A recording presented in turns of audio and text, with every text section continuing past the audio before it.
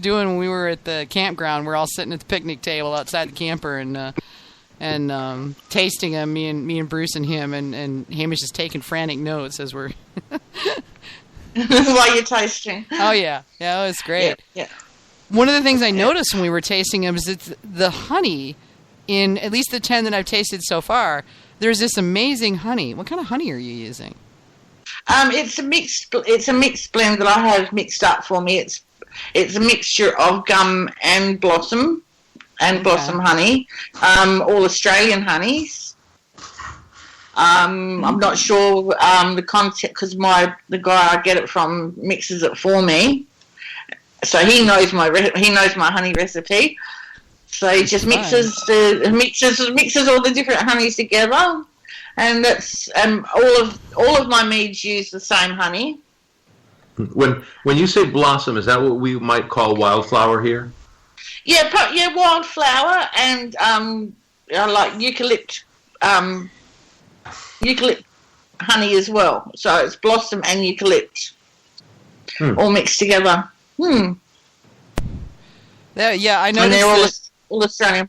Yeah, I noticed that honey flavor came through on all of the meads, and it was so unique. You very much have a signature honey blend there. I mean, it is very unique, and I mean, if I ever taste it again, I'll be like, oh, this must be a thistle mead, because it's very discernible and I liked it. It was really neat. And, well, Hamish will tell you, I basically went on and on about it the whole time that we were tasting your meads. I wouldn't shut up about it. I would definitely be talking to your honey supplier and getting him to write that down so you've got a store. A record of it, and also doing some kind of deal with him to make sure he doesn't sell that particular blend to anyone else. Sell that it is blend so to anybody unique. else. Yeah, because that's I've never tasted anything quite like that. And I've tasted a lot of meads, several Australian meads. I've never tasted anything quite like that. That was possibly the most distinctive honey flavor that I've ever had. It was more the mouthfeel for me. Yeah, it was very silky. You kept calling it silky. Yeah, that silky, complete, round, like sticks everywhere kind of. Yeah, it was just. It's hard to describe. Yeah. Yeah, it's a good thing it's a good thing that it was just me and Hamish and Bruce that were tasting it, because if we let anybody at the Mazer Cup taste this, you'd have had people flying over there to buy boxcar loads of that. They'd have been like cleaning you out. So you wouldn't have had none left. So yeah, I would definitely set something up with that guy where you get the recipe in case he gets hit by a beer truck, and and make a promise not to give it to anybody else, because that is so very unique. No, I'm sure he's got it written down somewhere. Otherwise, every time I order it, he wouldn't get it the same. Indeed. How did he come? How did you guys come about with that recipe? Was it just something that you were like, I like this, and? Well, I tried all of his different honeys, and I said, maybe a bit of trial and error of blending. And then we finally came up with the right blend with the right amounts, and that's how it stayed. Wow.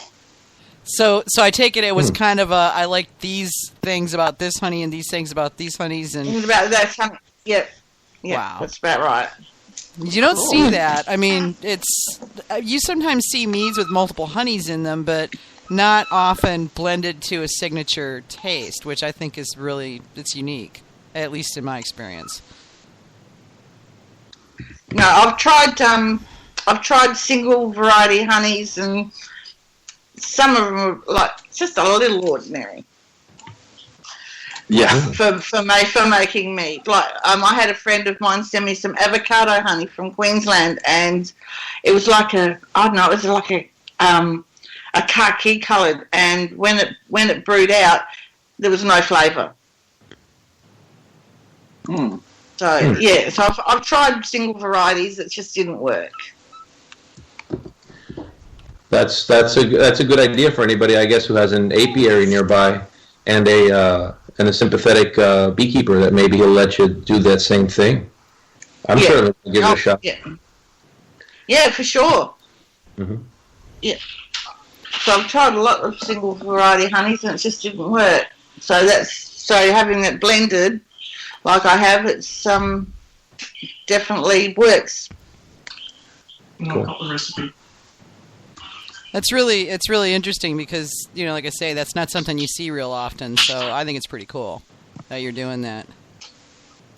Oh, my husband just popped his head through the door and said he's actually got the recipe for the honey. I don't know how he got it, but he has.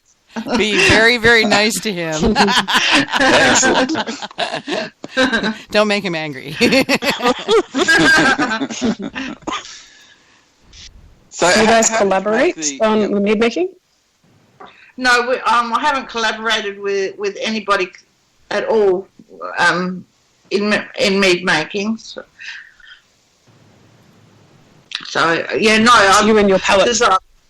Yes, and I've like I have my mead tasters and they love their job. Sure they do.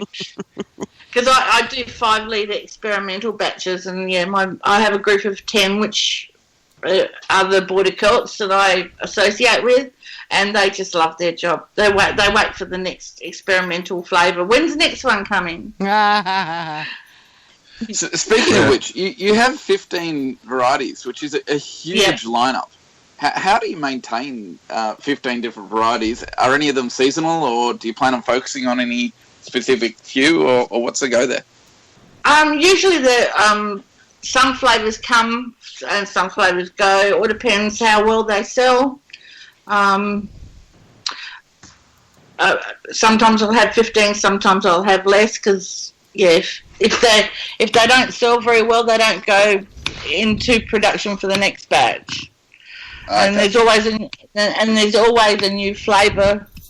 A new flavour in the making, like the elderflower one, was suggested to me by a friend of mine, and the label on the bottle for that one has got her name on it. So if a friend suggests a flavour, their name actually goes on the label.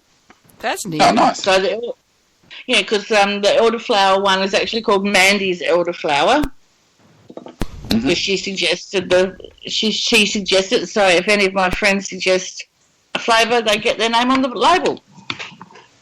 Oh, cool! Oh, very nice. That is pretty cool. How big a batches are your meads? If I go from my experimental 5 litre to say a 30 litre and see actually how it sells, and if it sells really well, then I'll go bigger, say 100 litres. That makes sense. So yeah. Which is about a 25-gallon for you guys. Yeah. Yeah. Well, yeah. I mean, those measurements at least work out about the same gallons and quarts and stuff. Yeah. But yeah, okay. So most of your stuff is what a lot of people would call short run or artisanal. Yeah, short runs, small supply. Yeah. Yeah. Is this because of the size of your fermentation capabilities, or because of the limitations on the honey supply? No limitations on space at the moment. We're working on expanding our space because I live on 10 acres. I have a huge shed, and we're working on a tasting room and a place to actually so I can brew larger amounts. Because if I do events like Medieval that I did last year, I absolutely totally sold out, and it took me like 9 months to get stuff back on the shelf. Oh yeah, and it could disappear fast too. I do Renaissance era living history stuff, and also at one point worked at a Renaissance festival, and I watched 10 gallons US disappear in like 5 minutes flat. I mean, just gone. So yeah. Well, I had 2 days of Medieval, and it was like maybe let me think, about 700 bottles just went out the door in 7 days. Wow. Sorry, cool. in 2 days, not 7 days. 700 bottles in 2 days? Yeah. In 2 days. Wow. Okay. Do you have a preferred yeast when you make the meads, or is it depending on the flavor or the different musts that you're making? No, I usually stick to one yeast that I found good for like all of them, and that's the D47. Is it really? Wow. Yeah. Amy's taking notes. D47. Writing that down. Clicky, clicky, clicky, clicky.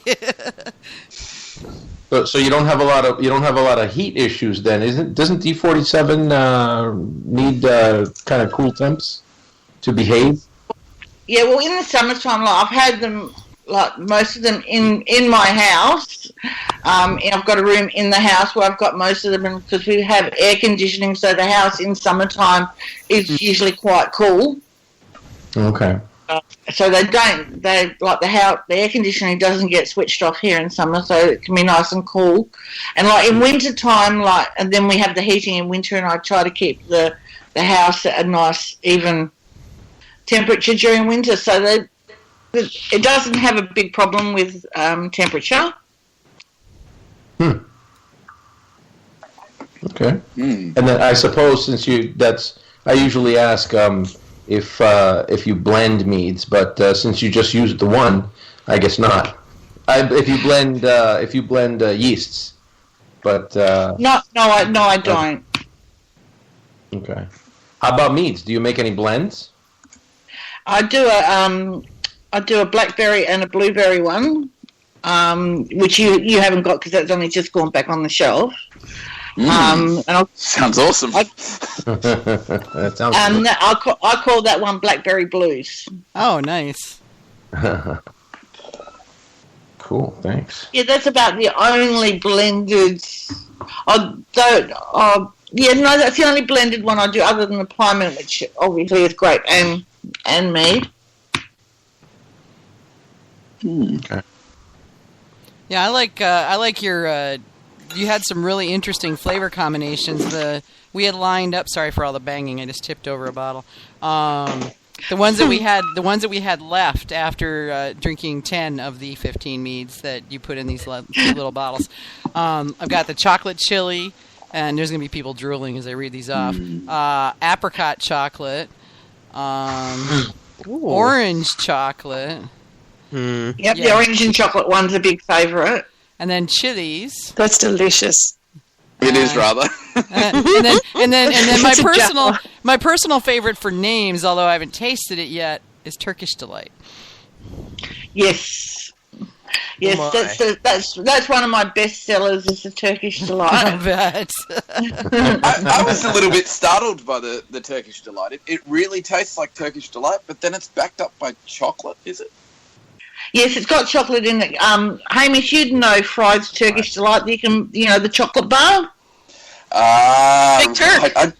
The chocolate did surprise me. It wasn't bad. Yeah. I just wasn't expecting it. Suddenly I'm like, oh, there's chocolate. So Yeah, I Yeah, sort of all took it after like Fry's Turkish Delight chocolate bar, and because So one has I- one has to ask, when you get your tasting room set up and everything, will you have a wardrobe where you serve it?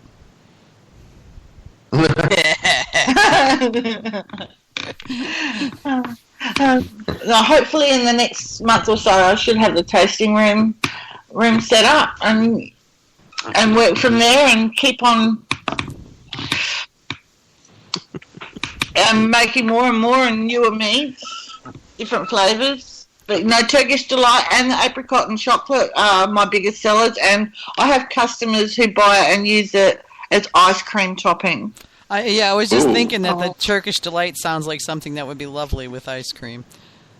All right, now I have to smell it at least. I'm not going to drink it right now, but I'm going to smell it. Oh my I god! just hate you a little bit. Oh my god! I hate you just a little bit. Hate me a lot. Oh my god! Okay, I hate you a lot. I'm going back to my orange blossom mead. Fuck you. Oh my god! That smells really good. Careful. So with your Sueann, with your are you- tasting room and your shed that you're referring to, are you going to Yep. be putting in a like a cool room there to ferment and keep in, or are you going to be working with glycol jacketed chillers and whatnot? No, I'm going to maybe I think I'll put